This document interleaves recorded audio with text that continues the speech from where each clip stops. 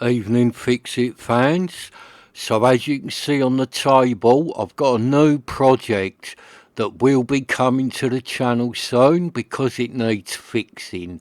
So it's that one there sitting on its own. It is a Technics SU-7100. It's 35 watts per channel. It's made in Japan and it's from 1978. And I've had one of these old Technics before, so I know how good one of these is. It really is a good sounding amplifier, one of these Technics, and it's 35 watts per channel. But remember, that's old-fashioned watts, so one of these Technics really has got a lot of power behind it. And it absolutely would annihilate and blow the doors off a modern 35 watt per channel amp. So I got this one off of the computer and it's non-working. It doesn't do anything. It doesn't turn on. It doesn't do nothing. And I sort of went after this one because of that dent there. As soon as I see it had that dent on it, I thought, right, I'm going after that one because I knew this one would be cheap because that dent will put most people off. But I'm not that worried about that little dent. I might have a go at getting it out. I might not just leave it. Because to me, that dent just means I've got an absolute bargain. Because if this one didn't have that dent in it, it would have made a lot more money than what I have got it for. And everything feels good on this one. All the switches feel nice. There's doesn't seem to be anything wrong with any of the switches. They all feel good on it. They all feel really good, in fact. They feel smooth as anything. That balance feels lovely. This volume, it's a clicky volume. And that volume feels really good. These buttons here, look, they're working good, but they are a bit bent. They feel like they're working all right, but I'm sure they shouldn't be like that. They should be sticking out the front straight. So I'm not sure if they're a little bit out of line inside. I'm not sure. We'll have to have a look at that when I take it apart, try and straighten them up. So the treble pot again, it's lovely and smooth. The bass pot feels lovely and smooth. Speaker select button, that feels nice. It's locking in and out. On off switch. Feels good. It feels like it's clicking on and off nicely. So yeah, it all feels good, the front of this Technics. It really does. So apart from that dent, and it's got a little tiny chip on the cabinet at the side, this Technics seems to be in really good condition. Well, on the outside anyway. It could be all black and burnt out inside. I haven't looked in it yet. And it does feel heavy enough to have all its parts inside. It is quite heavy, this old Technics. It's not really heavy, but it's got a decent bit of weight to it. So let me get my tape measure and I'll show you how big it is. So look, it's just over 16 inches wide. The depth of it, that's about 11.5 inches deep. And let's do the height of it. So that's about 5.5 inches tall. So it's quite big, this Technics. It's a nice size amplifier.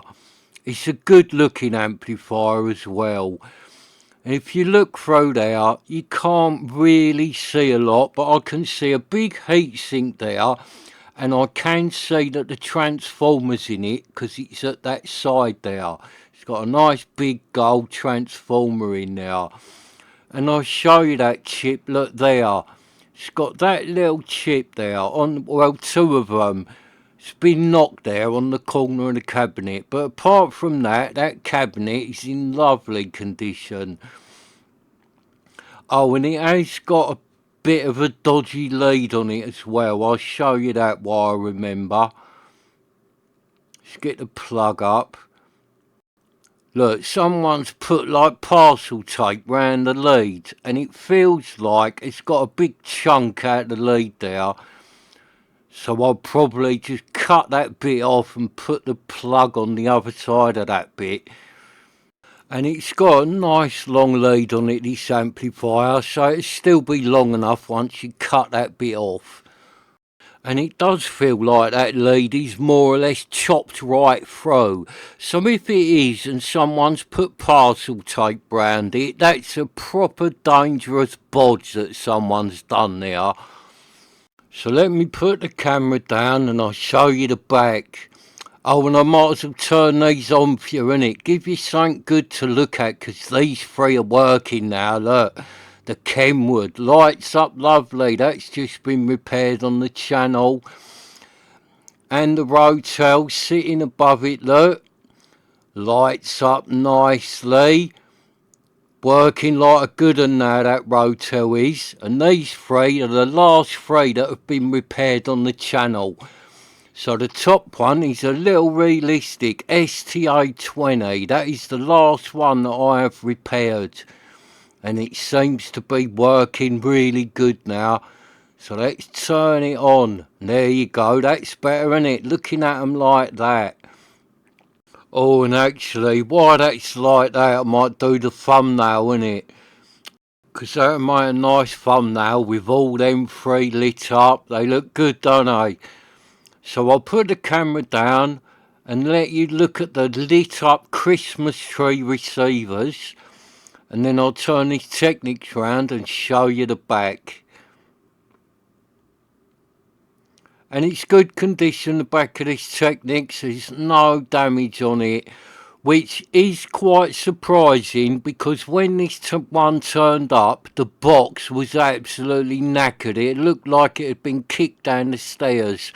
So I am surprised that none of the speaker terminals are broken on the back of this or anything like that. But they're not. It all looks good. As you can see there, I'm not sure if the camera's picking that up. It's got a Kawasaki lead on it, this one. So this one should be much faster and a lot easier to pop wheelies on than one with a normal lead. And you do see that quite often. Over the years, I've had loads of them with Kawasaki leads on them. So you can see there, it will take two sets of speakers, and they're only them little tiny speaker terminals. So I'm surprised they didn't get broken in the post. So it's got phono, tuner, two tape decks on it, and then it's got a 5-pin DIN for the tape deck as well. So it has got made in Japan wrote on the back of it there.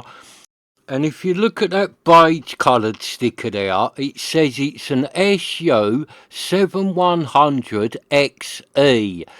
So does that mean that all these Technics 7100s are an XE, or is there something different about this one that makes it an XE? I don't know the answer to that. If you know, message me please and let me know.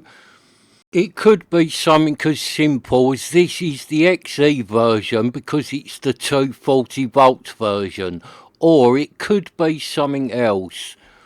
So I'll just put the camera down again and you can look at the 1970s receiver Christmas tree for a minute, and I'll turn the Technics back round, and then while these three are all alight, I shall get a nice shot with a camera that I can use as my thumbnail, because it's rude not to while they're all lit up like that and looking good, innit? So let me just get a nice thumbnail. There you go, that'll do, that will be my thumbnail. Because now I'm a YouTuber, I have to do crap like this, because if I don't, no one will watch this video, and then when I look at the computer, I will just get tumbleweeds blowing across my analytics page. So let's turn these off, And what I shall do is I shall put the realistic on top of the Technics to give you a bit of a size comparison. So I'll just put the camera back down for a second, and then I'll put the realistic on top of the Technics.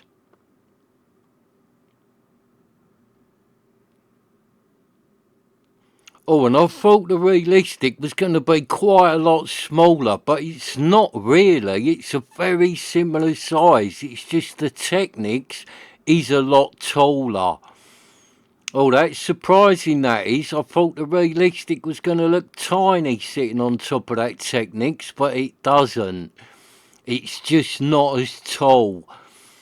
And I do like that realistic. I've been using it quite a bit lately. So let's turn it back on, because it looks good lit up, this old realistic. There you go, turn that on. Let's turn them all back on.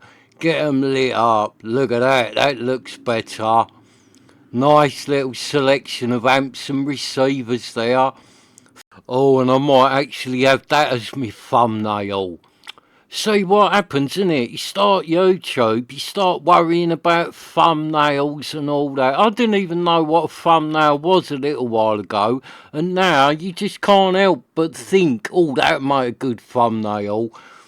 And you have to do it. I don't want to be pouncing around with thumbnails and all that, but I'm like, you have to. If you don't do it, and I know this because I have done videos and not bothered with a thumbnail, just let YouTube choose one and launch it.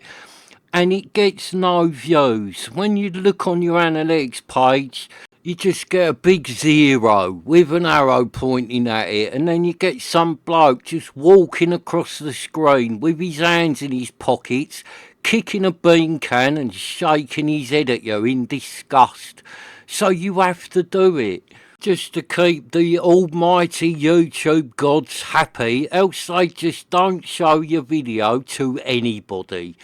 And they don't show mine to many people anyway, so I really do need all the help I can get. So that's why I have to make the effort to try and do a half decent thumbnail. And at least with my thumbnails, you do get what you see. If I put something in the thumbnail, it is out of the video. Not like other channels I see. You see this fantastic thumbnail, and then you click on the video, and it's not even about what the thumbnail was saying. And that winds me up when that happens, because you watch the first 5 minutes of the video, don't you? And then you think, hang on, this is not even about what I thought it was. I have been clickbaited. So let's turn that lot off. And this Technics, it will be coming to the channel soon, because this one is all ready to go. It's got all its knobs, all its switches.